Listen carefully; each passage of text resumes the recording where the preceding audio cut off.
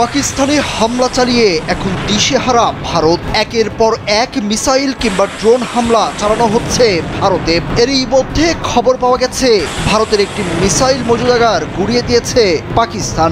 পাকিস্তানের এমন মুহুর্মুহুর হামলায় ক্ষতিগ্রস্ত হচ্ছে ভারতের ঘরবাড়ি সহ বিভিন্ন স্থাপনা।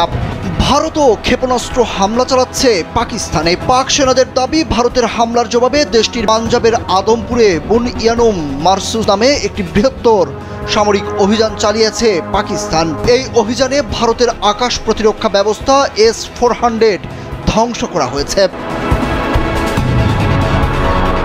দেশটির নিরাপত্তা সূত্রের মতে F-17 থান্ডার বিমান থেকে নিক্ষেপ করা হাইপারসোনিক ক্ষেপণাস্ত্র ব্যবহার করে $1.5 বিলিয়ন আকাশ প্রতিরক্ষা ব্যবস্থাটি লক্ষ্যবস্তুতে পরিণত করা হয়েছে এবং ধ্বংস করা হয়েছে। দ্য এক্সপ্রেস ট্রিবিউনের এক প্রতিবেদনে এই দাবি করা হয়েছে। রাশিয়ার তৈরি ক্ষেপণাস্ত্র প্রতিরক্ষা ব্যবস্থা S-400 বিশ্বব্যাপী সবচেয়ে উন্নত দূরপাল্লার ভূমি থেকে আকাশ ক্ষেপণাস্ত্র ব্যবস্থাগুলোর মধ্যে একটি হিসাবে বিবেচিত হয়। ভারতীয় সংবাদ মাধ্যম NDTVর মতে এই ব্যবস্থাটি বিমান, ক্রুজ ক্ষেপণাস্ত্র এবং ব্যালিস্টিক ক্ষেপণাস্ত্র সহ বিভিন্ন ধরনের হুমকি প্রতিহত করার জন্য ডিজাইন করা হয়েছে।